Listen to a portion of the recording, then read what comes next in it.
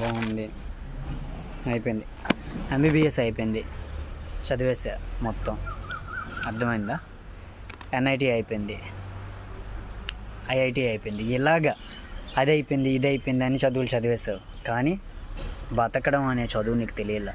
ఉపయోగమే ఉంది. ఎన్ని చదివితే ఏంటి, ఎంత డబ్బులు సంపాదించితే ఏంటి, ఎన్ని కార్లు తిరిగితే ఏంటి, ఎలాంటి హౌస్లో నువ్వు బతికితే ఏంటి. ఇక్కడ నీకు హ్యాపీనెస్ లేదు, ఇక్కడ నీకు హ్యాపీనెస్ లేదు. ఏం సాధిస్తావు? అర్థమవుతుందా? సో ఎక్కడ హ్యాపీనెస్ నీకు ఉండాలి అంటే నీ పనులు ఏవైతే ఉన్నాయో, నీ పనులు, ఫర్ ఎగ్జాంపుల్కి రోజు కూడా స్నానం చేయడము, లేకపోతే బ్రష్ చేయడము, లేకపోతే తినడము, వీటి ప్రయారిటీని వాటికి మాత్రమే ఉంచాలి నువ్వు. అర్థమైందా? వేరేది ఏదో జరిగింది, ఒక అమ్మాయి మెసేజ్ చేసింది, లేకపోతే ఆఫీస్ పని ఉంది, అది ఉంది, ఇది ఉందని టెన్షన్ పడితే పీస్ అంతా పోతుంది. ఇలాంటి వాటి కోసం సబ్స్క్రైబ్ చేసుకోండి. చాలామంది కనెక్ట్ అయింది అనుకుంటా. Thank you.